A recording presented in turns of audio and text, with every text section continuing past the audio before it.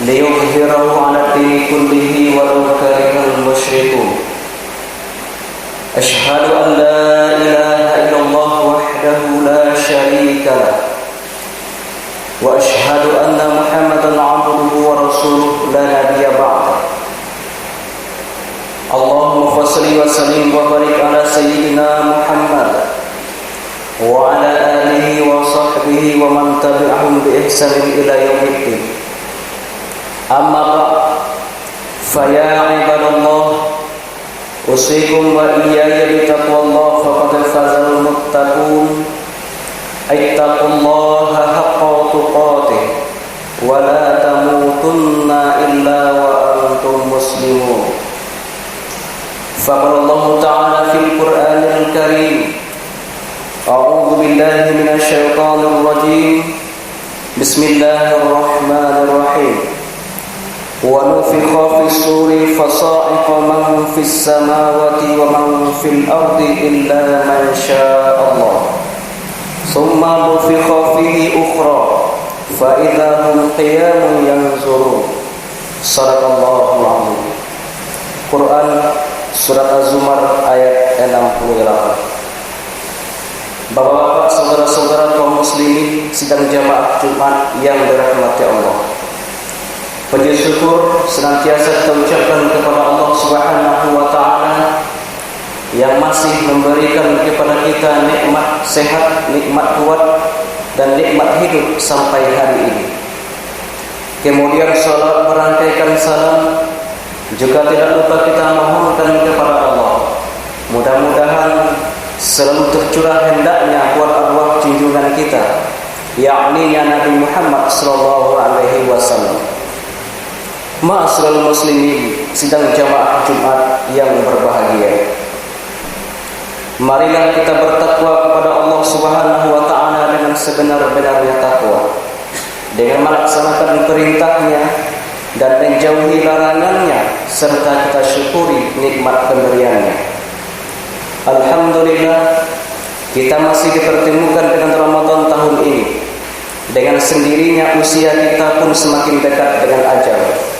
Sebab bila Ramadan tahun kemarin kita masih berusia 40 tahun misalnya, maka Ramadan tahun ini kita sudah berusia 41 tahun. Begitu seterusnya hingga sampailah pada batas waktu yang ditentukan, yaitu maut. Jika setiap kita menyadari bahwa kehidupan dunia hanyalah singgah sekejap mata, niscaya kita akan menangis menyaksikan kain kafan kita tengah dipersiapkan tiap hari. Sungguh suatu kesengsaraan yang tiada tertanggungan dan penyesalan yang tiada terkira kalau akhir perjalanan ini berhenti di sebuah jurang yang paling dalam, jurang penderitaan yang tiada terterikan, jurang rawangan dan jeritan yang tak mengenal belas kasihan, yaitu jurang neraka jahanam, tempat penderitaan yang tiada penghabisannya.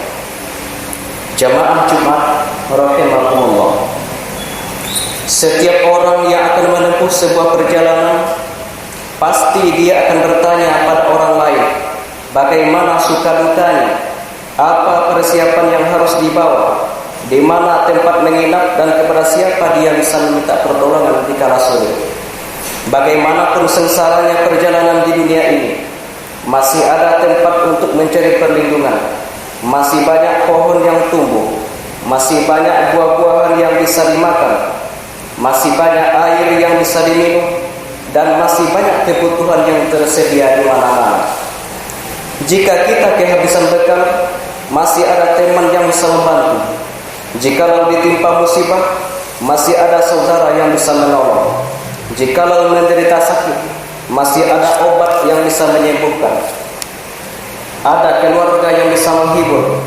Jikalau lemah tak berdaya dan tidak bisa berjalan, masih ada ayah dan ibu atau saudara yang memapah kita. Masih ada kendaraan yang membawa ke rumah sakit. Betapapun sengsaranya hidup ini, bagaimanapun sakitnya derita di dunia ini, masih ada jalan untuk bisa disembuhkan. Masih ada orang yang bisa memberikan pertolongan. Mengapa kebanyakan orang lebih mengutamakan bekal dunia? Mengapa mereka mengabaikan bekal yang akan dibawa dalam perjalanan abadi ke akhirat? Ma'asyiral muslimin sidang jamaah Jumat yang dirahmati Allah. Ketahuilah, tahap pertama perjalanan akhirat ialah alam barzakh yang sunyi, alam kubur yang sempit, alam penantian yang amat mencekam, serta masa menunggu yang paling menakutkan. Di kubur orang menderita dalam kesendiriannya, meraung-raung tak ada yang peduli, menjerit kesakitan tak ada yang belas kasih. Waktu demi waktu penuh penderitaan, hari demi hari berganti penuh kesengsaraan. Tiada waktu tanpa siksaan, tiada hari tanpa jeritan. Penyesalan dan keluhan tidak sedikit pun mengurangi kesiksaan. Demikian itu balasan bagi orang-orang kafir dan durhaka yang tidak mau peduli dengan peringatan Allah. Mereka bermandikan noda dan dosa berkepanjangan. Mereka terlena dengan kesenangan yang akan binasa dan melupakan kesengsaraan akhirat yang tiada terkira. Mereka terus berjuang hanya untuk kesenangan dunia. Mereka tidak menghiraukan kehidupan abadi sesudah mati. Mereka terus-menerus hidup dalam kebebasan. Mereka terus-menerus mengejar kepuasan. Akhirnya sampai tiba ajal, mereka tidak sempat menyiapkan bekal untuk perjalanan yang amat panjang menuju negeri pembalasan. Satu-satunya harapan ialah harta yang ditinggalkan atau anak-anak yang mendoakan. Namun harapan itu bukan saja sirna, melainkan berganti dengan siksa yang berganda. Harta digunakan anak-anaknya dalam kemungkaran, berhura-hura tanpa batas, bersenang-senang dalam kedurhakaan. Semua itu berubah menjadi siksa yang diterima oleh orang tua selama masa penantian, akibat kelalaian mendidik anak dan menyalahkan harta selama hidup di dunia. Jamaah Jumat rahimakumullah, kuburan bukan tempat peristirahatan terakhir, melainkan tempat penantian panjang yang menakutkan. Sebuah riwayat menyebutkan bahwa Sayyidina Utsman radhiyallahu anhu selalu menangis berdiri di atas kuburan. Sahabat menegurnya, "Wahai Amirul Mukminin, kenapa engkau selalu menangis bila berdiri di atas kubur?" Beliau menjawab, "Bagaimana saya tidak menangis? Rasulullah SAW pernah mengatakan bahwa kubur adalah rumah pertama menuju akhirat. Jika di dalamnya orang selamat, maka ia akan mendapatkan kemudahan sesudah itu. Tapi kalau di dalamnya orang menerima siksa, maka sesudah itu ia akan lebih sengsara lagi." Kuburan adalah rumah yang tidak pernah terpikirkan oleh kebanyakan orang. Kuburan adalah penginapan pertama menuju akhirat, tapi bukan penginapan yang penuh dengan kelezatan dan kenikmatan, melainkan penginapan derita yang tidak pernah berakhir. Kubur juga tempat menunggu yang amat mencekam, bukan menunggu kebebasan dan pengampunan, melainkan menunggu hari kebangkitan semua manusia. Ma'asyiral muslimin sidang jamaah Jumat yang berbahagia, sungguh suatu perjalanan yang penuh teriakan dan jeritan yang tidak dipedulikan. Perjalanan yang penuh resiko dalam kesendirian. Perjalanan panjang yang tidak dibatasi oleh ruang dan waktu. Perjalanan abadi yang tidak berpenghujung. Alangkah menyesalnya dan betapa sengsaranya kalau abadi dalam siksa jahanam yang amat membara. Jamaah Jumat rahimakumullah, hari kebangkitan adalah fase kedua dari kesengsaraan akhirat. Hari itu semua manusia bangkit dari kuburnya dalam keadaan yang mengerikan. Bermacam-macam bentuk wajah dan beraneka bentuk badan, berbagai penyakit yang diderita dan beragam kesengsaraan yang dialami. Semua mereka yang bangkit itu harus menuju mahsyar. Tidak ada alasan bagi yang sakit, tidak ada keluhan yang didengar. Semua harus berangkat dengan daya apapun. Nabi SAW memberitahukan bahwa manusia akan dibangkitkan pada hari kiamat nanti terbagi atas 3 kelompok besar. Pertama berkendaraan, kedua berjalan kaki, dan ketiga berjalan dengan wajah. Para sahabat bertanya, "Apakah ada orang yang berjalan dengan wajahnya ya Rasulullah?" Nabi menjawab, "Allah yang berkuasa menciptakan manusia berjalan dengan kakinya, pasti akan mampu pula menciptakan manusia berjalan dengan wajahnya. Berjalan atau berkendaraan adalah isyarat bahwa antara kubur dan mahsyar ada mempunyai jarak. Namun kalau di dunia, bagaimanapun jauhnya, betapapun panasnya, masih ada pohon untuk bernaung, masih ada sungai untuk melepaskan dahaga, masih ada angin bertiup untuk memberikan kesejukan, dan masih banyak rumah makan atau bekal yang bisa dibawa.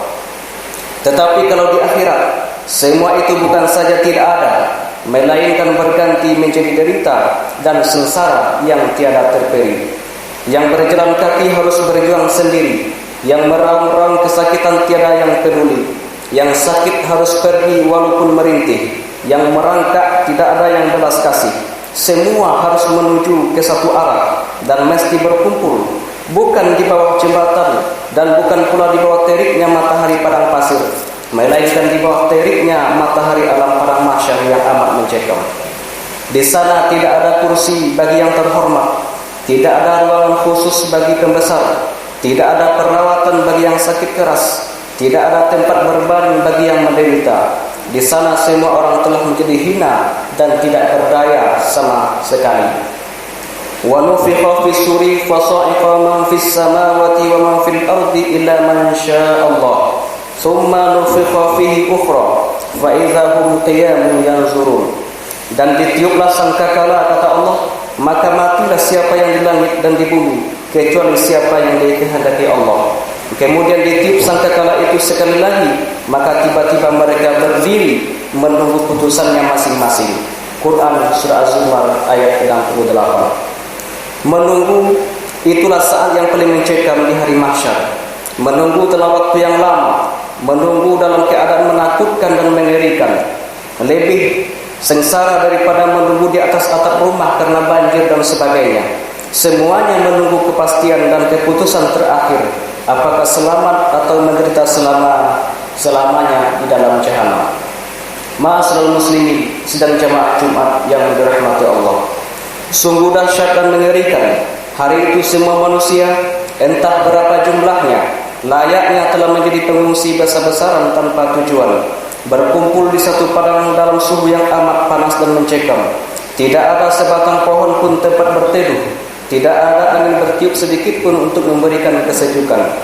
Karena dahsyatnya hari itu, orang-orang kafir pun meminta sayang kepada Allah. Mereka berseru, "Ya Allah, sayangilah kami, walaupun akhirnya nanti Engkau memasukkan kami juga ke dalam neraka." Hari itu semua orang ketakutan yang amat dahsyat. Semua orang tidak ada yang menoleh ke kiri dan ke kanan.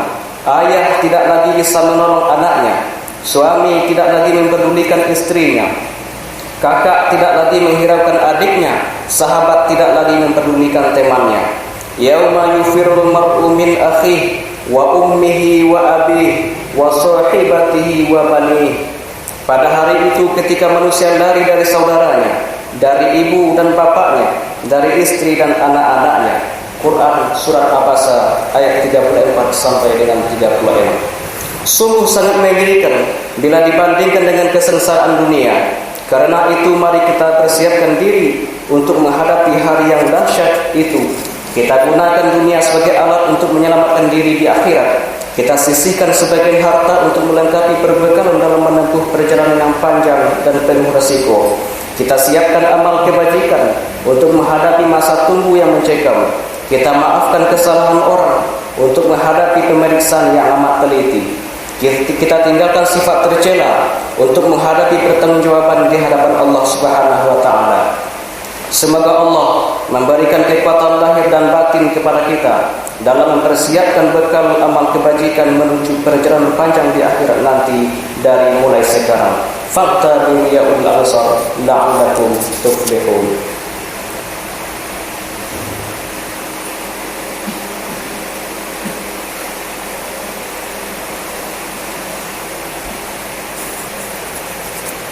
Alhamdulillah nahmaduhu wa nasta'inuhu wa nastaghfiruh wa na'udzu billahi min shururi anfusina wa min sayyiati a'malina. May yahdihillahu fala mudilla lahu wa may yudlil fala hadiya lahu. Asyhadu an la ilaha illallah wahdahu la syarika lahu وأشهد أن سيدنا ومولانا محمدا عبده ورسوله لا نبي بعده. اللهم صل وسلم وبارك على هذا النبي الكريم سيدنا محمد وعلى آله وصحبه أجمعين. أما بعد، فيا أيها الحاضرون، أوصيكم وإياي بتقوى الله فقد فاز المتقون. اتقوا الله حق تقاته ولا تموتن إلا وأنتم مسلمون. فقال الله تعالى في القرآن الكريم: أعوذ بالله من الشيطان الرجيم. بسم الله الرحمن الرحيم. قل هو الله أحد الله الصمد لم يلد ولم يولد ولم يكن له كفوا أحد. إن الله والملائكة يصلون على النبي يا أيها الذين آمنوا صلوا عليه وسلموا تسليما. اللهم صل على سيدنا محمد وعلى آل محمد كما صليت على إبراهيم وعلى آل إبراهيم، وبارك على محمد وعلى آل محمد كما باركت على إبراهيم وعلى آل إبراهيم في العالمين إنك حميد مجيد. اللهم اغفر للمسلمين والمسلمات والمؤمنين والمؤمنات الأحياء منهم والأموات، وتابع بيننا وبينهم بالخيرات. رب اغفر وارحم وأنت خير الراحمين. لا حول ولا قوة إلا بالله العلي العظيم. ربنا ظلمنا أنفسنا وإن لم تغفر لنا وترحمنا لنكونن من الخاسرين. ربنا آتنا في الدنيا حسنة وفي الآخرة حسنة وقنا عذاب النار. يا عباد الله، إن الله يأمرنا بالعدل والإحسان وإيتاء ذي القربى وينهى عن الفحشاء والمنكر والبغي يعظكم لعلكم تذكرون. وأصله من فضله يؤتكم ولذكر الله أكبر.